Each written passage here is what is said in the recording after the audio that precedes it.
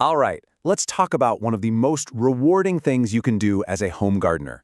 Taking one single tiny seed and turning it into a plant that's just bursting with spicy, delicious green chilies.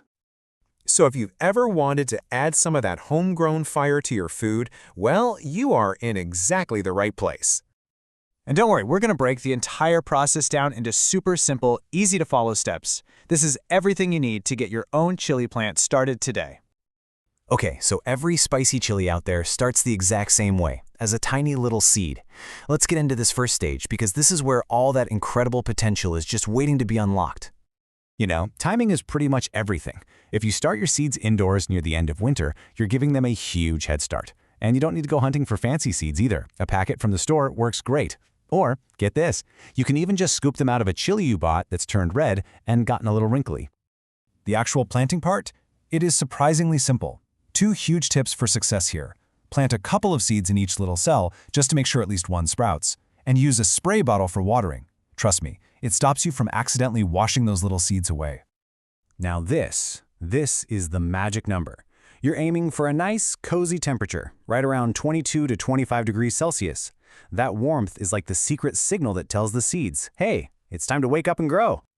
So, after a few weeks of care, your tiny sprout is officially ready for its first big adventure. It's time to move that little seedling into a new, bigger home. So how do you know when it's ready? Well, you look for these things right here, the true leaves.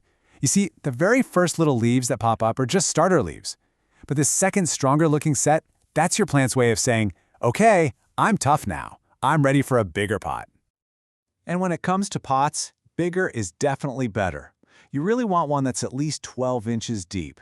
This gives the roots all the room they need to stretch out and anchor the plant, which is so important for its health and, of course, for making lots and lots of chilies. What you're doing here is basically creating a 5-star hotel for your plant's roots. Soil that drains well is absolutely non-negotiable because the #1 enemy of a chili plant is sitting in soggy soil. Adding things like perlite creates these tiny air pockets, and that keeps those roots happy and healthy. So your plant is all settled into its new home. Now we can get into that daily ritual, the simple, consistent care that's going to turn it into a fruit-producing powerhouse. It really just comes down to these 3 things. Think of them as the 3 pillars of chili plant care. If you can get these right, you are well on your way to an absolutely incredible harvest. Okay, watering. This is probably the most common spot where new gardeners get tripped up, so here's how to nail it. Your goal is soil that feels like a damp sponge, never a puddle.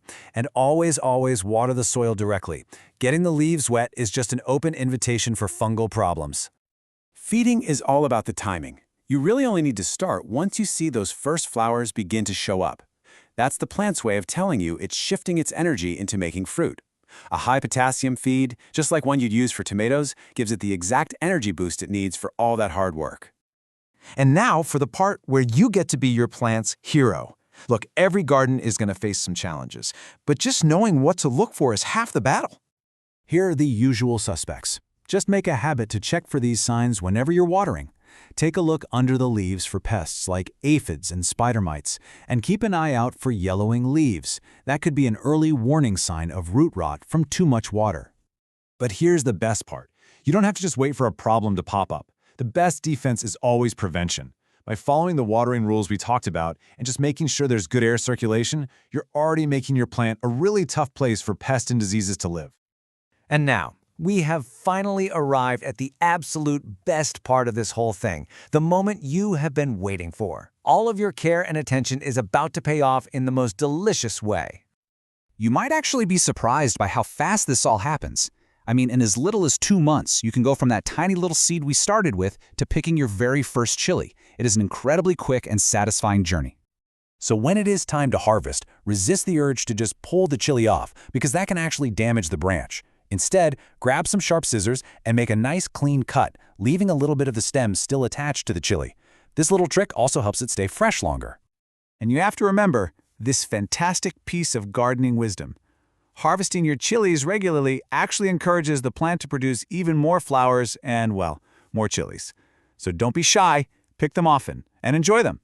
So, there you have it. We've gone from seed all the way to spice. You now have all the skills you need to grow your own continuous supply of fresh green chilies. The only question left is, what amazing dishes are you going to create with them?